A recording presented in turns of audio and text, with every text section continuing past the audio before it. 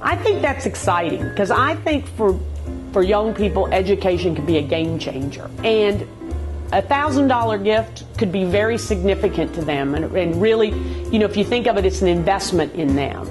So we believe in you, we believe in what you're trying to do, and we're going to invest in you. And then later on in life, we're going to come back to you and look for you to pay it forward.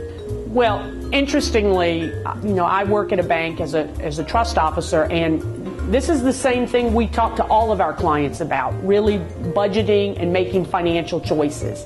And that's what it all comes down to. And the great thing about, you know, going to community college is I think you get a lot of value for the financial outlay that you make. And your whole life, it's not ever going to matter how much money you make or how much money you have. It's going to always be about how much money you spend.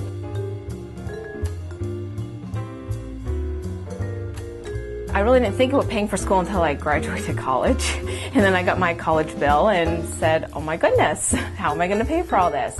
And that was a good motivation for me. My goal was to have all my college debt paid up before I started my family.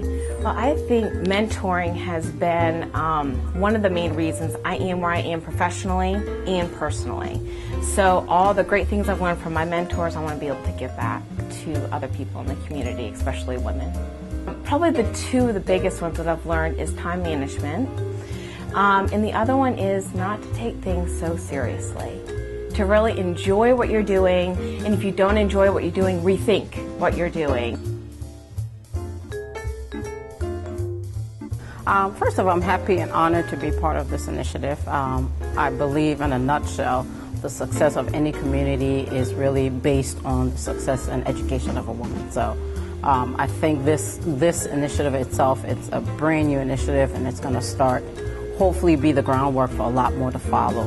Now I have a 9-year-old who wants to be a lawyer and an 11-year-old who wants to be a doctor. So whether they achieve that goal or not, I want them to understand the fundamentals of life, no matter what profession you go into, starts with education.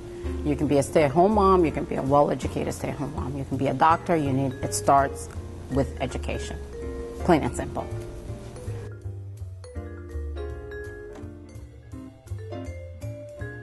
It's so important because women are such a critical piece of our workforce. And I think so often, historically, we have made women choose between being with their children or being at home versus having a career. And I think by doing that, we limit our workforce and our community and our society of some of its most valued members. And there are so many women I have met who are dedicated and want to do nothing more than to work as hard as they possibly can. And they may not be able to work a traditional schedule, or they may not be able to work a traditional in a traditional role as most of the business world over the last few decades may have expected them to work. But nevertheless, what I have found is that women who are committed to their jobs and committed to their careers will do whatever it takes, whether it's working at home, taking work home, working in a more focused way while at work, to get the job done. As I was getting my master's in nursing, I needed to work 12-hour shifts so I could go to school full-time. The only opportunity was on the weekends, and it was a nursing supervisor position.